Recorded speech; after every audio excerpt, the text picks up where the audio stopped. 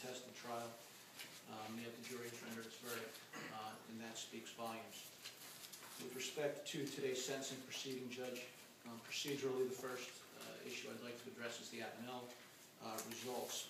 And what took place there is that both defendants, Mr. Milley and Ms. Lewis, were taken to that facility where they were to undergo a psychological evaluation to determine three things, essentially: A, whether they were repetitive and compulsive; B, whether they were amenable to treatment; and C, whether they were willing to participate in that treatment.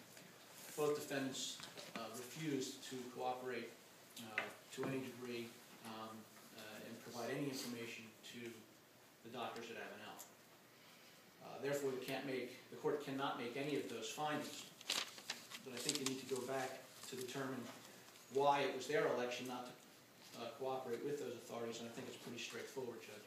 Based upon the amount, the number of victims, the amount of evidence amassed, and the numerous videos that the doctors would have at their disposal to view and make a finding as to whether or not A, they were repetitive and compulsive; B, whether they were amenable to treatment; and C, whether they were willing to undergo that treatment, the defendants determined that it would be in their best interest not to cooperate. That being said, Judge, I don't think the court can find whether they were repetitive and compulsive. I do think the court can find these three things, or these two things. A, they were not amenable to treatment, and B, they're not willing to participate in that treatment. I think that's significant for sentencing purposes, Judge, and I think it needs to be reflected on the judgment of conviction. Had they participated, Judge, all three of those determinations would have been, in the state's humble estimation, without a doubt, confirmed. These folks are, in fact, repetitive and compulsive, but the court cannot make that finding. With respect to the counts of the indictment we are here today on, Judge, as the court knows, Mr. Raymond provided to you a sentencing memorandum which I think succinctly set forth the state's recommendation, the counts that are up for sentencing today, as well as other issues of concurrent versus consecutive time and merger.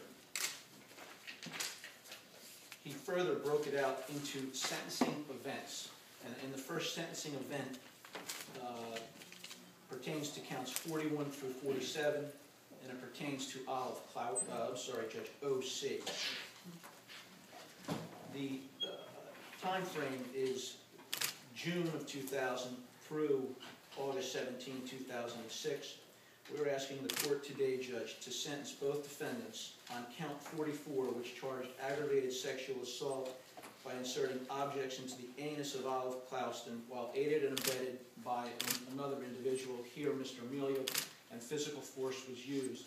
We're asking for a 15-year New Jersey State Prison sentence, Judge. That sentence carries with it a mandatory 85% period of parole ineligibility. As the court is well aware, based upon the sentencing parameters set forth in Yarborough, the court is not to attribute any free crime to any defendant for any act. There were other events depicted on that videotape, Judge, and that obviously was the insertion of instruments in the vagina of O.C. as well. That would be count 43 of the indictment, Judge. We're asking for a 15-year New Jersey State Prison sentence with 85% period of parole ineligibility to run concurrent with count 44. Under State versus Fraction, Judge, the state could be arguing for consecutive time based upon those two very distinct and separate violations. We are not. We're asking for a concurrent sentence for that event. But Fraction is very clear that consecutive time is warranted where there are separate and distinct indignities. It is the state's position, Judge, that the court could find that the insertion of an instrument in one's vagina and the insertion of a different instrument in one's anus are separate and distinct violations of that individual, and therefore could sentence to consecutive time. Then the court needs to determine, obviously, the range here, first-degree crimes, whether we are at the lower end of the range, the middle end of the range, or the upper end of the range. With respect to all these events, Judge,